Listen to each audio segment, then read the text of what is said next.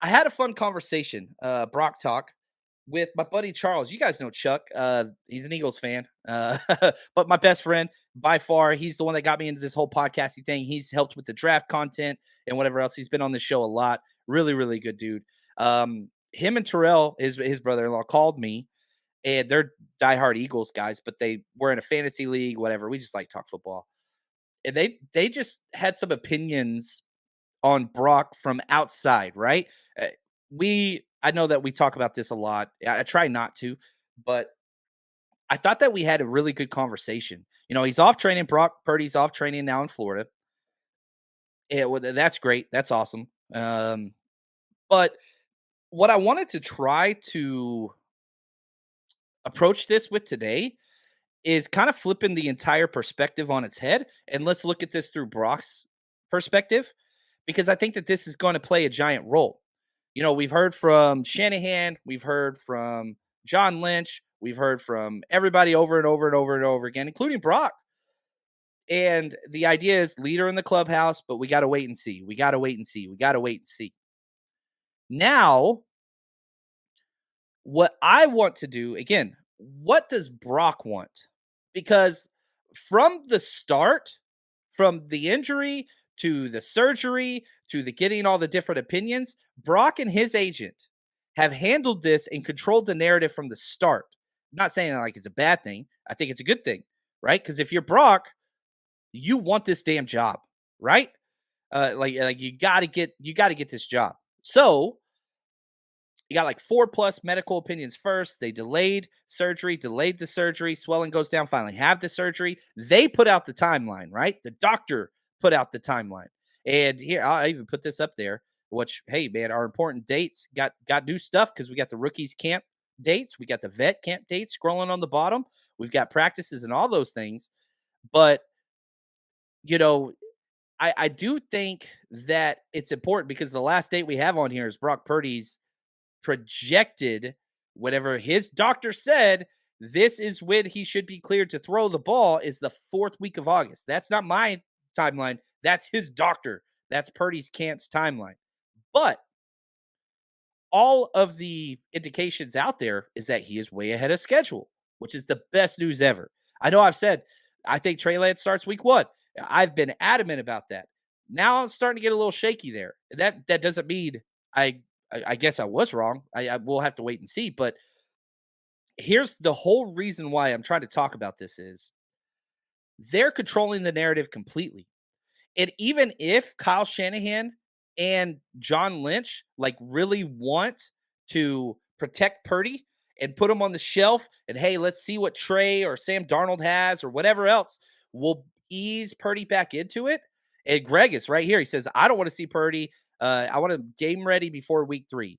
And so I'm from this same understanding. I want to see what Trey has.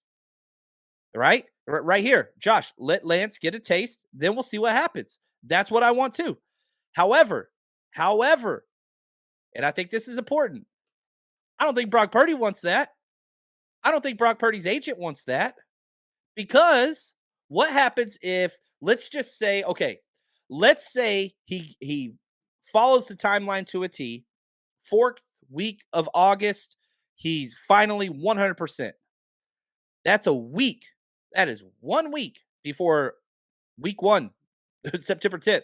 Like, it's 1 week. So Kyle's like, you know what, man? We're just going to, we don't want to rush you back. Well, here's what Purdy could do.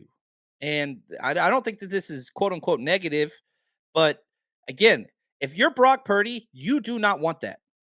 You want to be back and start week 1. Why? Because what if Trey or Sam Darnold goes out there and does what you did or better? Well, guess what? You can lose your damn job because of an injury. And I've had this debate on here lots of times. But how did Purdy get the job?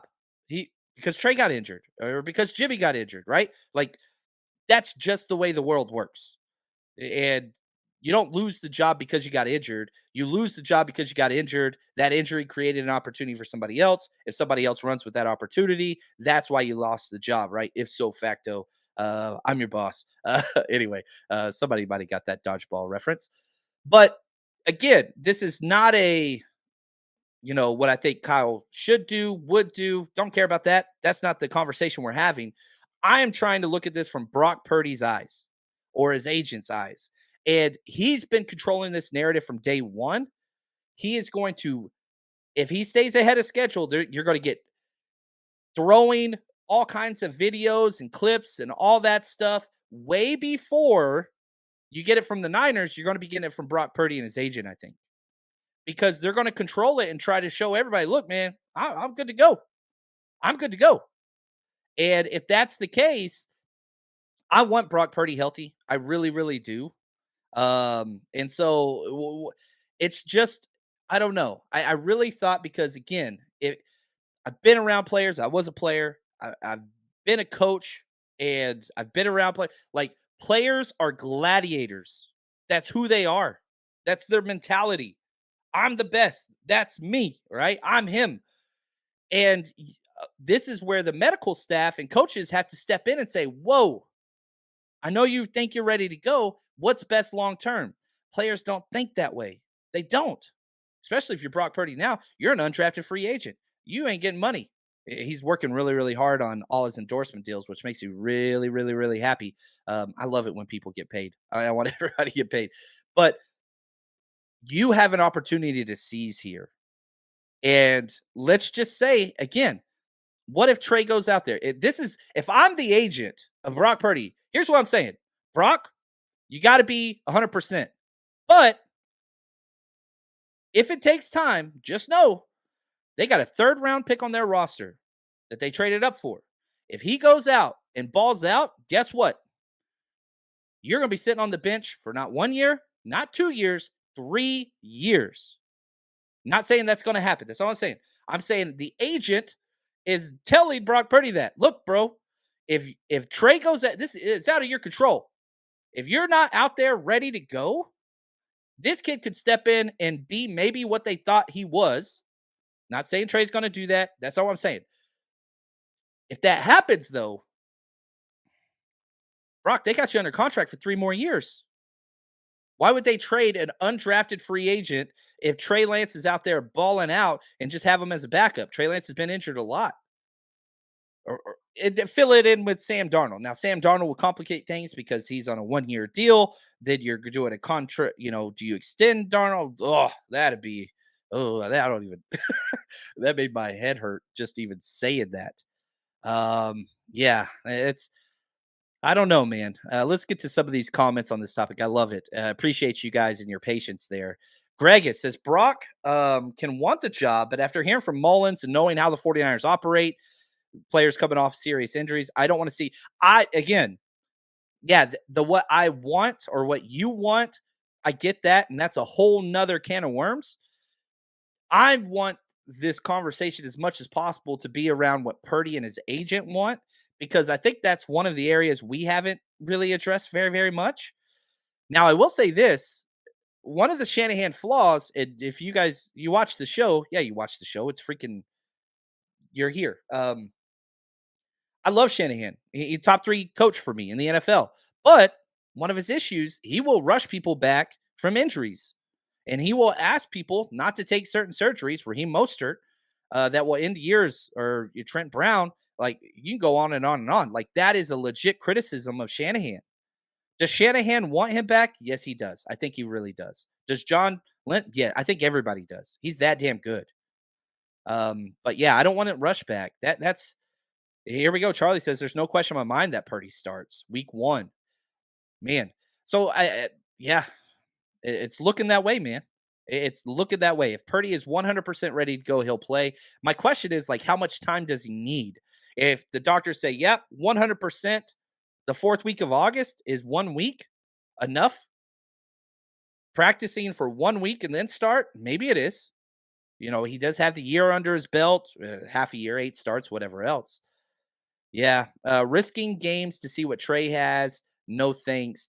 Yeah, again, I don't see it as, if Brock is healthy, and I would say this for the playoff run. I waited. Brock had his amazing games, and I said, if he does this in the playoffs, then I will give my opinion on who should be the quarterback next year. He goes out. You had the Seahawks game. And then I said after that, Brock should be the guy next year. And then Dallas game, Brock should be the guy next year. Then the injury happened.